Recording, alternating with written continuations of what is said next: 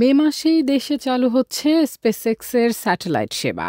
বাংলাদেশে ইলন মাস্কের মালিকানাধীন মহাকাশ গবেষণা ও প্রযুক্তি প্রতিষ্ঠান স্পেসএক্সের স্যাটেলাইট সেবা চালুর প্রক্রিয়া চূড়ান্ত পর্যায়ে পৌঁছেছে। আগামী মে মাসকে টার্গেট করেই শুরু হচ্ছে এই সেবার কারিগরি যাত্রা।